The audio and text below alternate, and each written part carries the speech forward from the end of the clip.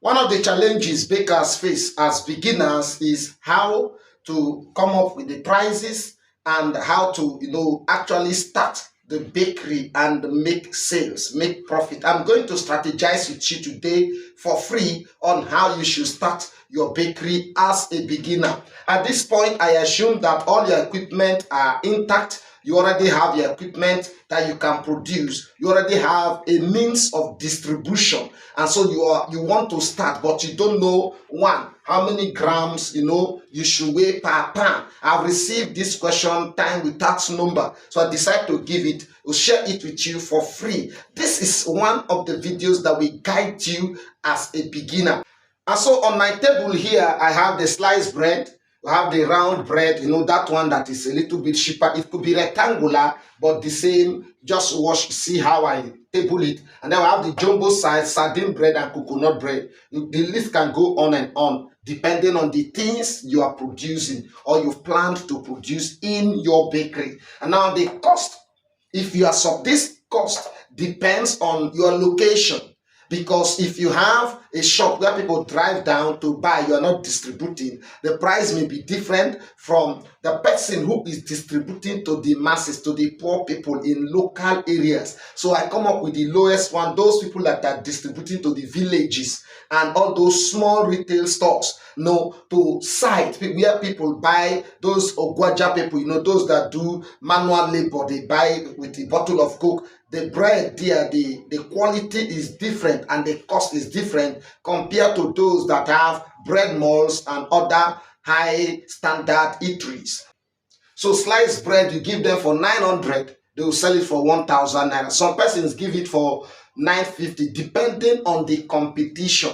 If that area where your bakery is located, the competition is not high, you can increase it to 950 and they sell it and make 50 naira profit from each loaf. But if the competition is tense, you have to drop it down by 50 naira and sell it at 900. And now the round bread, we sell it at 450 for them to sell 500. We also have jumbo size, you sell it at 180. Some persons give it 190 for them to sell at let's say 2,000 naira. Then sardine bread is sell it at 900 depending on the size also, and then for them to sell at 1,000. The same thing with coconut bread, and on and on and on. Now let's look at the quantities. Now for these prices, you should try your best. Now, one of the things that will give you good loaf using these measurements here is the size of your pan. Now, I showed in one of my videos where I was in Owerri. You see that the pan was so big and deep. That type of pan will not give you profit. So you should have a pan that is not small and not be just a sizable pan. Don't just go and construct or buy a very large, big, deep pan. Then you call it a pan for sliced bread. And then you go, no, you will be confused. So carefully go to the market, buy a certain size of bread that, you know that but with this is the price they are selling. This is the easiest way is to look at the bread that is selling more. The demand of that bread is high. People love it. Go get that bread, look at the size, the dimension of that bread. Take it to those that construct your pans and tell them to construct pans that fit exactly this size of bread. That way, when you come up, you're coming up with your great, good size. It's not small. It's not smaller than your competitors' bread, but it should be better, maybe heavier or tastier. So it's not in the quantity that you may defeat the competition. It is the taste and quality. So when you do that, you have nice size. So you go for 900 sliced bread. You should weigh at least 650 to 700 grams. Now, the round bread, you should weigh 300. Some weigh 250, and then, they use maybe a good improver. Those that use bromate weigh 250, which is very poisonous and it's not good. That is why NAFDAC has banned it. And now, let's look at the jumbo that you are selling 1,800. You should weigh 1.2 kg to 1.3 kg, and that should do the job. Now, if you are for sardine bread, you should weigh 500 and you sell it at 900.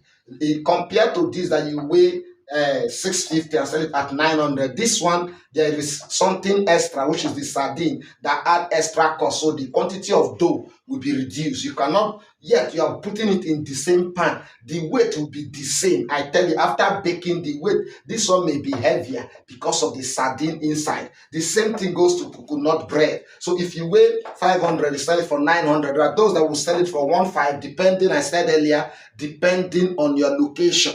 Now let's plan the day's production. If you just come and start mixing and bake and then you distribute without planning, you may not do well. You will not get it. You will not know where you are going to. Now, having given you the prices per loaf, and then the quantities you should weigh, let's plan the day as a beginner. Let's say you have a mini bus, a keke, or maybe whatever thing you have. You have something that will take the bread out. For even if a bicycle or maybe a motorbike or whatever thing you are using, let's start this way. Now, for the first day or second day, let's say for the first week, you should produce sliced bread only 30. Don't go more than that. And then that will give you about 27,000 naira. If you produce sliced bread 900 naira per loaf, 30 loaves will give you this. And then round bread, you produce about 150 because they buy more. It's less expensive. The demand for this one is higher than every other one. So you produce 150 and then it will give you 67,500. Now you come to jumbo, you don't have to produce it like sliced bread. They buy sliced bread more than jumbo size. So you produce 20 and then you have 36,000. Now, sardine bread, you produce 20 also, you have 18,000. You can reduce this one to 15 or 10 because most time, if sardine bread stay 2 days, it may not be good again, depending on how you produce it. So you don't produce much. Some bakeries produce this at demand. That means when people demand for it, they place order and they produce. Now, coconut bread can stay for 1 week, 2 weeks, depending on how you process the coconut before using. I have created a video on how to do it. Just check on my channel and watch. Now, when you have this and you plan this, you see that from the first week you start producing, you start having about 175,500 every day as the income. This is not profit. You should know that this is total sales for the day. So with this now, we are talking about 1 point something million naira a week. If you have a means of distribution, it's going to be tough. The distribution is going to be tough. It's going to be tough. It's not going to be easy.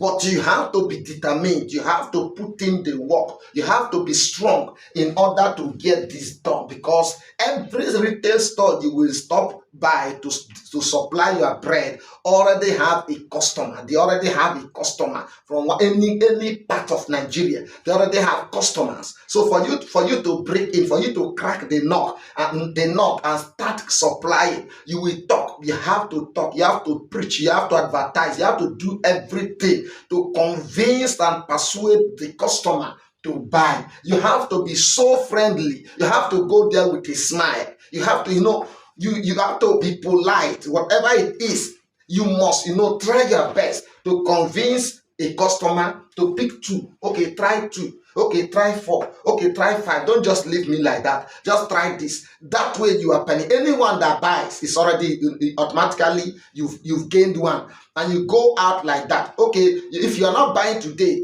have our number. You can call us when your customer has not supplied. Call us, we'll supply. Or call us where you need us. Take this. You just distribute your card. In other words, you don't go the first, second 1 month. You don't go empty. Don't just go with the bread. You go prepared. You go with, maybe a little paper where your name, even if it's not a business card, a little paper where your name, the name of your bread and the phone number is written.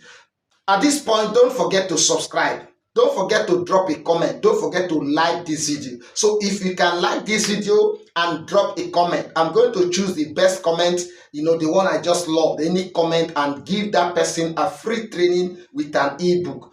Although business card is preferable. So every shop you enter, you win a customer and you also exchange contacts. That way, step by step, in a week, you should be able to penetrate enough. must be determined. Now, there are two seasons, or let me say two phases. There are two stages or two part of the day that you can distribute bread if you are in this category. You see that you go there very early in the morning before others will arrive. You are there, or you go there in the evening when they might have sold the ones they buy, preparing to buy from their customer early morning. So what you need to do is to study when they go to buy bread. If they go early in the morning to buy from their usual customer, you can go there in the evening, reverse it, go do the opposite. Don't follow the trend, because if you're distributing and there is another boss ahead of you who has already been there, and then you're just following, you will waste fuel. So if you observe, study the area, know when your competitor always come, and go against it, go the other direction. If the competitor distribute the bread in the evening, you should do it that is as early as possible in the morning. Do that, because now if before they will get it in the evening, early morning you are there. You always go opposite. Always go opposite. It will help you.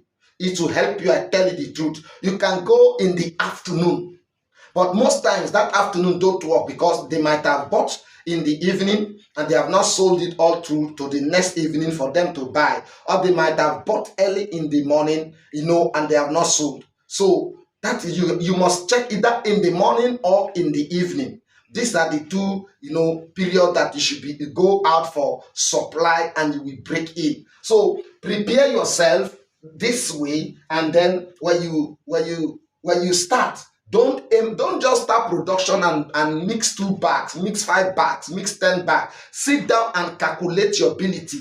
What I mean is that sit down and calculate the number you can supply for a day, and then the amount, compare it to the cost of fuel that you will use in sending out this little quantity. If it is too small, and then you are buying fuel of 10,000, 15,000, brother, you are just helping to distribute bread. You will return empty and may even borrow to continue. That is why I come up with this amount, and then maybe if this amount this should be around 1.5 bags. That is it, 1.5 bag. That could be 1 bag and 2 kg. I mean 20 kg, or 1 bag and up to maybe half kg, depending on your recipe. At this point, don't forget to subscribe. Don't forget to drop a comment. Don't forget to like this video. So if you can like this video and drop a comment, I'm going to choose the best comment, the one I just loved, any comment, and give that person a free training with an ebook. So drop your comment, click the like button, subscribe, share this video with your friends. See you in our next video. Bye bye.